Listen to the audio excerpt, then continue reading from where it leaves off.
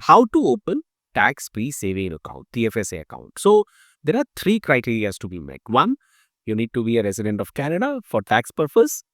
And if you're unsure, only CRA can determine this, especially if you're a student or on a work permit. Don't do any guesswork or take input from random person like me on the internet. So the best person to answer is CRA.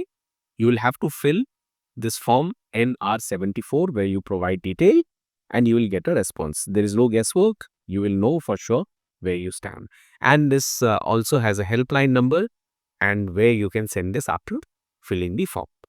The next one is having a social insurance number, and you must be 18 years of age or older, which is called age of majority. Now, if you're in a province of territory like British Columbia, New Brunswick, Nova Scotia, Newfoundland and Labrador, Northwest Territories, Yukon or Nunavut, you can open TFSA account only when you turn 90 years. But you can start accumulating from the age of 18. It can be confusing. I will explain this little later. So, you meet all the criteria, you can open TFSA account. If you are a non-resident and you open a TFSA, there is a monthly penalty of 1% of the amount what you have in TFSA. Now coming to how to open TFSA account, if you have little knowledge or no knowledge of saving or investing and want a professional to manage it, you can ask your bank or financial institution to manage your account. So this is what I did when I had started. I went to my bank and asked them that I want to open a TFSA account. They scheduled an appointment, understood detail like my short-term plan, long-term plan, risk appetite, options that are available, management fee, etc., etc. So once the account was opened, money that was in my checking account was transferred to this TFSA account and it gets managed, updated from time to time, and how the account is performing, which everything I'm able to see by logging into banking account. So they also check your goal and remember there are limitations here that you have to choose within the product range that they have. However, they manage professionally. Hence, there is a MER, management expense ratio. Whether your account perform or not, there is a percentage every year which you have to pay. In my case, my bank has given me a decent return of 30%, which is over 5 years CGR of 5.51%. And this is after all the deduction which I talked about. I do remember that one of the financial institutions, this was not bank, one of the representative who was giving me guarantee with double-digit return every year. If someone says guarantee to me, I just run from that place. And I understood that they are more interested in earning commission. And I personally stay away from such people when it comes to managing my money. Now, you can also open self-directed TFSA account. And this only if you have financial knowledge. You can open this with online brokerage like Questrade, Simple, which are popular. And also banks give you these options. So just do your research on brokerage charges, fees that you're paying. I personally use both Simple and Questrade, and I've made a detailed video on both of them.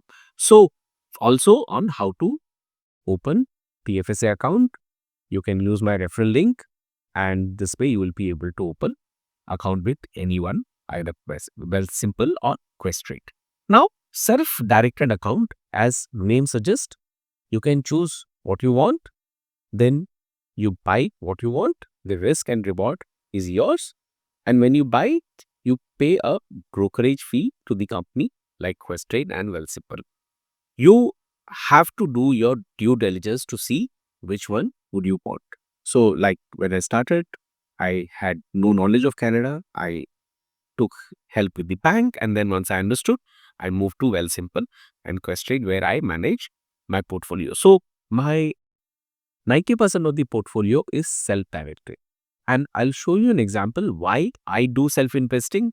And this is not a financial advice, just an example from what is already available in public domain.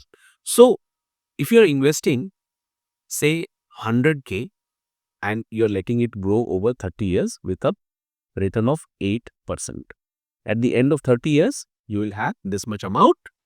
And if you let somebody else manage the same amount and you have a same return, with a management expense ratio, you will have this much amount. So that's the reason why I now more rely on the self-directed account. Let's see how the fund transfer happen. So first and foremost, you need to open TFSA account with bank, financial institution or brokerage. You can have multiple TFSA account or have only one account. So first thing you need to know is the limit or cap for the year, which CRA inform from time to time every year. For example, for 2025, it is $7,000. Now, in my example, I have with bank, Questrade, and Well Simple, all three combined, I can put the 7,000. It should not exceed 7,000. For example, $1,000 in my bank, 1,500 in Well Simple, and remaining 4,500 in Questrade. So all three TFSA account total 7,000, which is well within the limit. So this is how the TFSA account gets opened. There are more TFSA videos coming soon. I hope you find today's video informative. Do let me know in the comment section. If you have not subscribed, please go ahead and subscribe. Also, a like from you goes a long way in telling YouTube and its algorithm that this video is of help to people like you. So thanks for watching.